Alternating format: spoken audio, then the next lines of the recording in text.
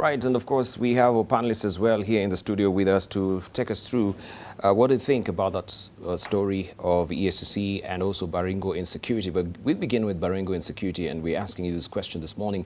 Do you think the flare-up of insecurity in Baringo is politically instigated? Do you think the Baringo insecurity flare-up is politically instigated? You can hit us on Twitter. AM Live NTV is a Twitter handle. AM Live NTV is a profile name on Facebook, and 2005 is our SMS portal. We have with us this morning Collins Wanderi. Captain Collins Wanderi is an advocate and also security analyst. Also, we do have with us Dr. Apollos Machira, is a criminologist from Edgerton University. We have also with us Dr. Oliver Kisaka, who is the International University chaplain and lecturer and also a consultant on responsible citizenship. We have with us Dr. Mustafa Yusuf Ali, who is a conflict resolution and national security expert, and also we have with us Professor Noah Midamba, Vice Chancellor from KCA University. Good morning, gentlemen. Good morning, gentlemen. Morning, Fantastic. Let's move on and we actually look at Baringo, what is happening right now.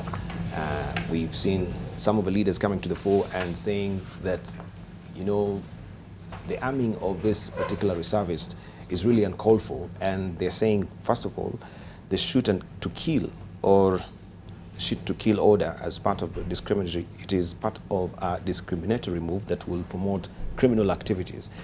This is one of the leaders there who they claim the operation to flush out bandits is targeting one community and could trigger more violence if implemented. Let's begin with you, Captain Wanderi. What do you think about this particular development?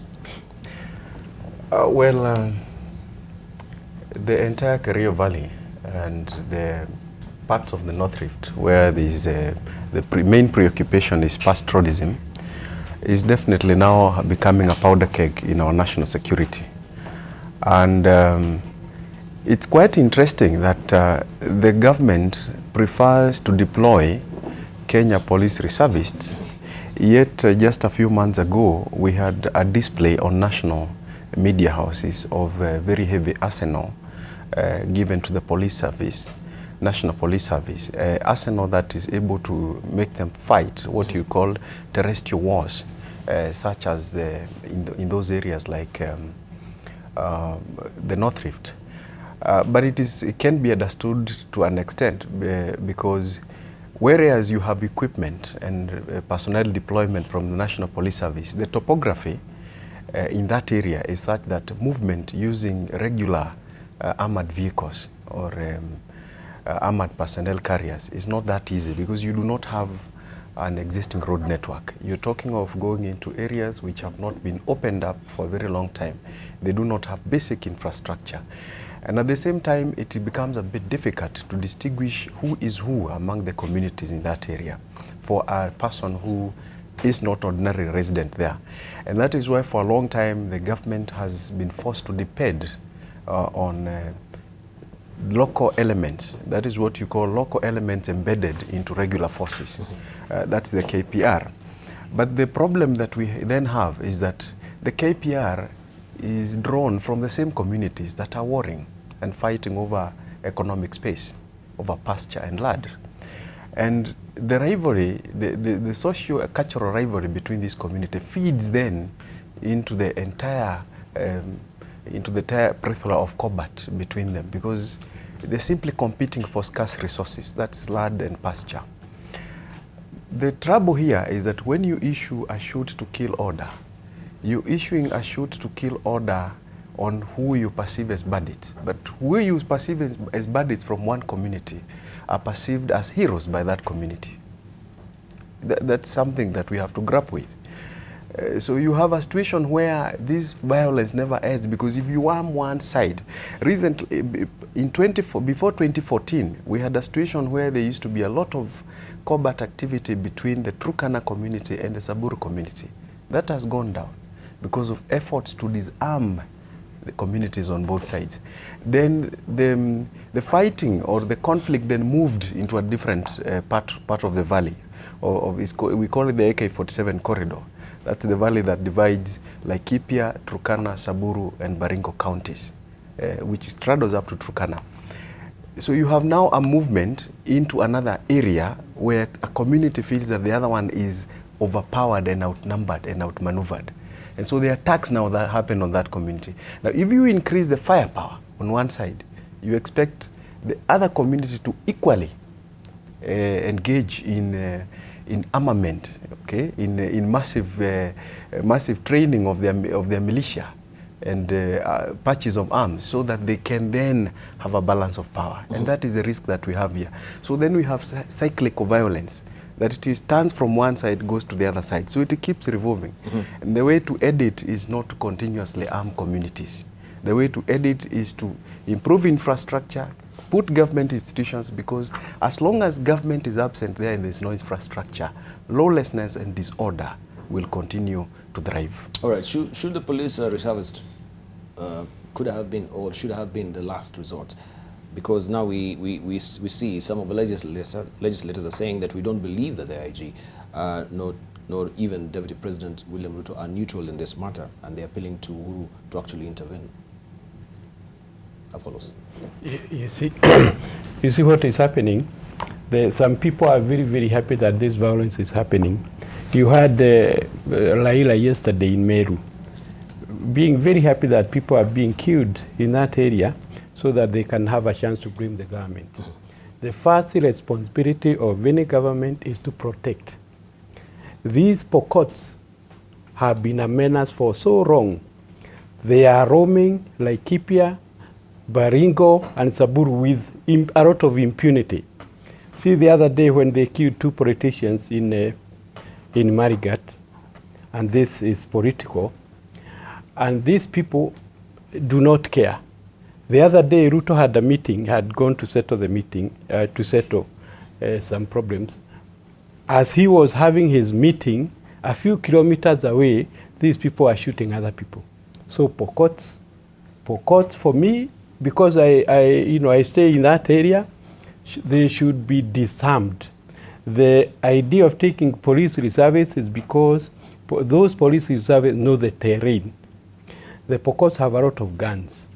And every time they go to disarm, leaders like Professor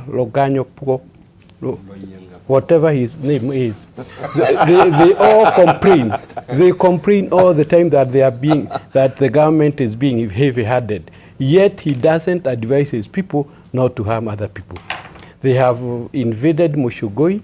They have invaded our Nature Conservancy in Laikipia West, so that even as we travel at night, we are so worried because the guys are moving during the day.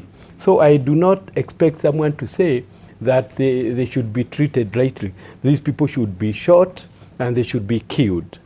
Disarmament must be complete because they think there is no government. Baringo people are suffering. You can see Senator Gideon Moi crying out. So Adroganyapu and Kamama being happy. And Kamama is the chairman of national security in parliament. Yet he does not advise his people not to attack other people. So for me, Ruto and Chu to kill order is for me a good idea. You think it's a good idea? Let's come to Dr. Mustafa, because first of all, Mustafa, that is your area, as we earlier also established. But first of all, the issue of shoot to kill order and also the police reservists, because we've heard from the police spokesperson as well that these reservists have been there for quite a long time. But we can see also Senator Longanya Pool really taking special umbrage and saying, first of all, that yes, what is happening currently is that those reservists, the reservists were not actually part of the police service. You know, they're actually recruited just very ad hoc, and they're actually very also ill-trained, they're inexperienced. Do you think that allegation is true? Yeah, Debarl, thank you very much. First of all, just to agree with a fellow panelist, Collins and Apollos, on some of the issues, the underlying issues that they've raised with regard to insecurity in Baringo.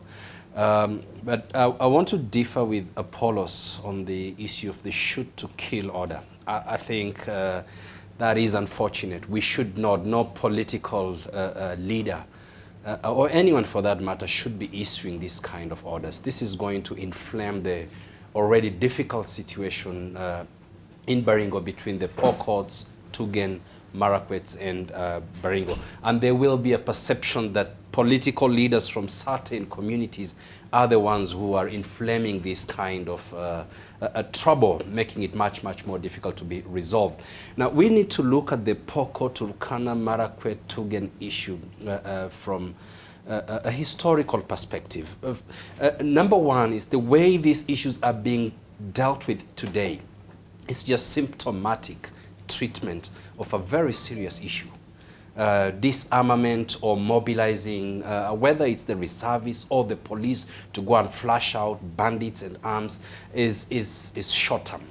We need to look at the problem that is afflicting North Rift from a much a strategic perspective. One, we need to understand the Pokots. Why are Pokots behaving the way they are behaving? Mm-hmm. And to understand that, we need to look at the way colonialists terrorized the Pokots.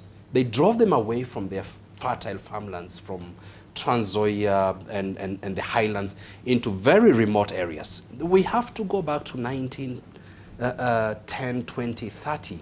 And Pokots have become extremely aggressive because when Kenya got independence, despite being terrorized by the colonialists, nobody paid attention to the Pokots. And even the second administration of Daniel Arap Moi, if you look at the tarmac and the road networks that Collins is talking about, it's non-existent in Pokot land. And I think there was a deliberate attempt not to develop the Pokot land. And therefore, they just were left to their own devices. And then they have become who they are because of the way they have been treated. And that's the first thing that we need to look at. The second thing we need to address here is to look at the proliferation of small arms that are now being used by the Pokots. The KPR are being given arms. First of all, that is not going to work. I think we need to get serious about arming the reservists. They are party to the conflict. But we always think the reservists they're armed. So it's quite consternating to see actually them being given arms.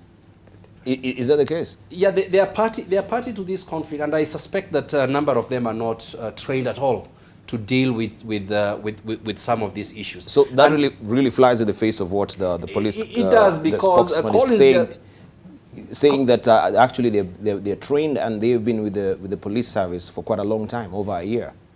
I mean, some of them have been with the police service, so they're just recalling some of the retired policemen, but not all of them. Not all of them. So they need to calibrate that. But the problem is when you're arming a reservist or supplying reservists with arms from one community, the Tugen or the Marakwet. Now, what the Pokots are going to do is they're going to rearm, and these guys can get these weapons are awash. Including, I understand, the M16. Some of them are found with M16 wow. in the Pokots. Okay. Because they are able to buy some. All right, let's hear from Dr. Kisaka. Yeah, thank you very much, Debarl. I think I want to agree with Captain that, one, that corridor of firearms has not been properly managed. What the Deputy President has done is to throw his hands up in the air and to declare that although we are government, given the legal and constitutional right by Kenyans to manage force, we are unable. We need to go back to untrained people, put them in the battlefield, perhaps, I don't know, perhaps to avoid the complexes of judicial processes, because this is extrajudicial in whichever way you look at it. And it's very dangerous because His Excellency, the Deputy President, is sending out a message that we are defeated at a time when the Kenyan army is in Somalia. So you are putting out a negative message to the people by saying we have not managed our internal affairs, we are trying to manage external affairs. And I'm personally not against managing the situation in the South. I don't want to enter the politics of it.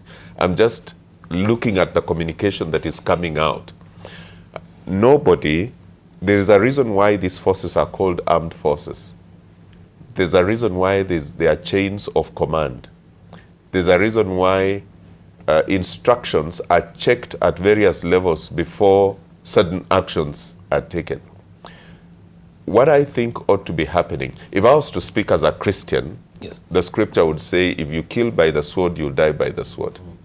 If you use guns, it doesn't matter that you have killed people today and gone away heroic. The word of God says, you will die the same way. And so my assessment of the sad reality of this thing is to remember a very bad statement by a character in colonial history called Grogan, who said the African is confused, disorganized, and even if you give him a chance, he is disorganized. You know, it is a very bad characterization of who we are.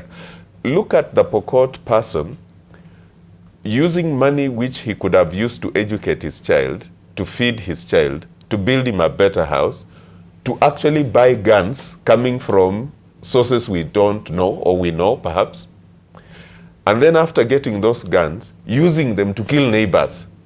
So you lose your money and you lose the people as well. Mm-hmm. And you don't understand that this is a confused approach to life. Mm-hmm. I think Kenyans need to get serious and realize that we need to re-engineer our social thinking and begin to appreciate that there's a different way of dealing with the drought. If animals are dying, there's a different way of dealing with it. If there's insecurity, we have a constitutional way of dealing with it. Thank you. So I think there's something quite wrong in that approach. All right, let's hear from Professor Noah Midamba. Debarl, let me explain this from the national context, and that is from the national security. Our national security is our ability to preserve national, physical, and territorial integrity and coexistence of our citizens. Now, let us look at the history, let us look at where we are right now, and let us look at the future. 2 weeks ago, I was in Baringo, and when you are looking at that Kenya Valley, and then just talk about territory, the western territory of the United States, that is booming with tourism and all that, all those activities that bring significant impact. Kenya Valley can be one of the biggest tourist attraction that there is in this country. Now, the historical mindset is what my colleagues have enumerated. Mm-hmm. These people were dislodged from one place to another. Yes. This is a gun culture. This is a mindset set to fight. Mm-hmm. How do we turn them back into human, into people who can communicate? Is to look at the mid-term and the long-term, which is agricultural settlement, infrastructure development, and education. That is the solution. That is what is going to help these people. All this has soft approach instead of gun approach. Mm-hmm. Gun approach is not the solution to deal with this situation. And we need to be serious about that. Mm-hmm. How many guns and how many people can you kill? All right. So now people are questioning the rhyme and reason of why we should be having KDF in Somalia if we cannot even contain our own security situation in Baringo, right? So as you mentioned, talk to us about these illicit weapons, because I know also is a big market, and why people of Pokot and that particular terrain, so many of them, there is flash of very colossal, big number actually of illicit arms. Are people gaming the system and actually living off of it? Debarl, it is a bigger problem in the entire eastern horn of Africa. Government, as my colleagues have said, the primary responsibility is the protection of the lives and the property of the people. When governments then fail in that cardinal responsibility, what they do is shirk responsibility. As Dr. Kisaka is saying, somebody very high up in government is saying, we are defeated. And then how do you compensate? You introduce a compensating control in security matters, where you then arm pseudo national forces. That's whatever name you call them, home guards, KPR. In other words, you're saying as government we are absent. But because we are absent and we are unable to protect you, or we don't have the capacity. Yeah, we don't have the capacity, we give you. But in Kerio Valley and in that entire region, what you call the Kerio Valley belt, as well as the Amaya, Losuk, Lonyek, up to Suguta Marmar Valley, those two valleys which almost straddle each other, you have a situation where the problem is not per se, it is the absence of government. Let me give you a very good illustration. Before 2008, it was impossible to access Tiati, that is Baringo, what used to be called East Pokot, from Nyahururu, Laikipia side. You needed to go to Eldama Ravine to approach from Kabarnet, Marigat, Eldama Ravine. But part of the reason why you see Asman Kamama being very popular is that we had discussions with those people. To them, he brought government because he was able to use, he was then in the provincial administration and very close to a former minister. And he was able to bring a district officer in a place called Tagul Bay and have a road constructed between a ranch called Mugie all the way, which cut the distance so that these people can then be able to move from Nyahururu, Rumuruti, Mugie, then divert to their area. And that alone changed the political dynamics and the social dynamics of that area. It gave them access to the market for the animals. It made it possible for government to go and give them service. And Professor is right, until we can have these knee-jerk reactions of, but we're not going to cure this. Reason is, Uganda has a very long porous border. We have South Sudan. We have Southern Ethiopia.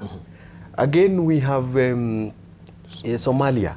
So these arms, it is very possible to move arms directly from the Somali coast all the way to that valley. And it is very easy because you have a belt. You also know that the belt between Isiolo, Habaswein, all the way to Modogashe, that is another area where there's a lot of very little policing and absence of government. So basically, we have to do long term. We cannot be talking about arming, disarming, and KPR. All right. Yeah. We need to wrap up on it and just look at what is on the front page of the Daily Nation as well. And I think, Dr. Apollos, you had something to say briefly? Just wanted to respond to very briefly, Captain. before we take a short break, we need to respond to... For your information, this weekend, Kamama cannot go to Tagrube, to Shuro, to Chemoligo, to Ginyang. He's being chased away because of the death of the aspirant the other week. So there are a lot of dynamics taking place in that area. For you people, let me bring all of you now, including Mustafa. You haven't seen the problems we are facing when we are in Laikipia West because of these people. Who are the people, the politicians? Pokot. Pokot. Yes, because of these people. Dr. Kisaka said, those people, those who die by the sword, will die by the sword. So since the Pokots are killing people by the gun, they should also be killed by the gun. That is the Bible. No, that's... I think that will be going to be very contentious. that's quite That is I the think Bible. Dr. Kisaka, you've opened a Pandora's box. You need to clarify. Let me just clarify. Yeah, please. There are institutions that are recognized in the scriptures, so that my friend does not take it where I did not intend it to go. Out of context. Government is a recognized institution. And in the scriptures, God wants people to live peacefully under government because government has the right to kill. Now, why does it have the right to kill? It's because it has all the institutions necessary to make an objective and fair decision. What we are saying here is that government has not invested as it should. You have a situation where a political party is being allowed to spend 20 billion for election. How much of that would have been needed to actually develop this corridor, to put the kind of government that Captain is talking about, to make the roads better, to even buy the animals of the pastoralists that are dying because of harsh conditions, or to redirect the rivers that are flowing to Lake Victoria and Indian Ocean unattended, so that that water actually goes to serve all these communities and make them settle. It's a complete misunderstanding of the role of government, and I'm afraid that I'm not speaking from a political perspective here. Yes. I am just saying that there may be good things that have been done by government, but this particular issue is beginning to create a very negative message on the way government is managed and has been managed since independence in this country. Very But briefly, just before we go to the next point, what I say is that we need to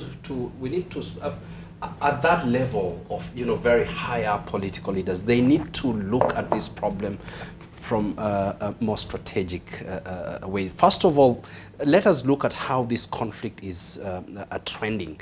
The Pokots never used to clash with the Tugans before. It used to be with the Samburus, it used to be with the Turkanas and Marakwets. Now that the Pokots are clashing and killing Tugans, and the Tugans are retaliating, it means that this conflict is becoming much more complicated. Now, one of the reasons why this conflict is becoming more complicated is that these guys, other than the commercialization of cattle rustling, the Pokots are moving south. And we need to interrogate why is it that they are moving south, and you'll find that they are looking for pasture, they are looking for more land, they are looking for economic opportunities so that they can sustain their own communities. Now, to develop that area will not cost 20, 30 billion. Thank you.